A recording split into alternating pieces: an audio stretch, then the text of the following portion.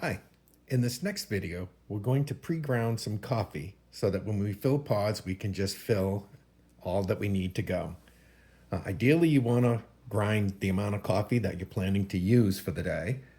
You don't want to ground like 10 pounds of coffee and have it sitting all ground up, ready to go for weeks. So ground what you're planning to fill for pods that you plan to use in, say, a week or so. And I wouldn't do more than that in general. So first I have some whole bean coffee. I'm going to go ahead and put that in the grinder here. And then, as I mentioned earlier, I have my grinder marked. This is where I know for the coffees that I'm making and the coffee that I'm using and this grinder, this is the setting that works for me. And so when I'm making it in general, I just put it on here, grind it, go, and it always works.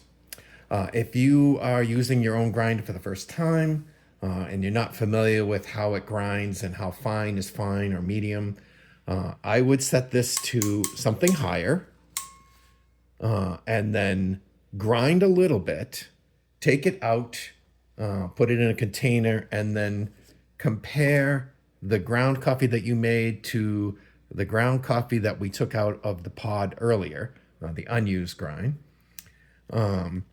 If it is not ground enough, you can put it back through the grinder again. I sometimes will use pre-ground coffee and grind it finer than I got at the store.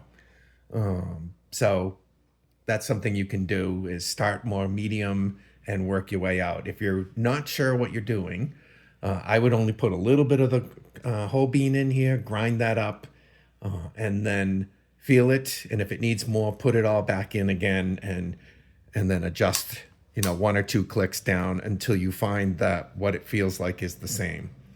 Again, for me, this is what works. I'm going to go ahead and pause for a second so you don't have to listen to the grinding noise. So I'll be back in just a second. Okay, I'm back.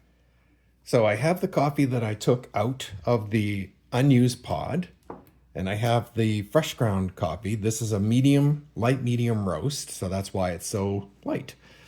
But the ground should be about the same. And so what I do is I reach in and I take a little bit of a feel, and then come over here and take a little bit of a feel. And I make sure that this feels basically the same. Okay. And again, from experience, I know that this setting is basically what I'm looking for. You could go slightly more, slightly less, but essentially you're trying to get the same that Nespresso uses themselves. So I've succeeded at that. So the coffee is now ready to be used in a pod. All right, that's it for this video.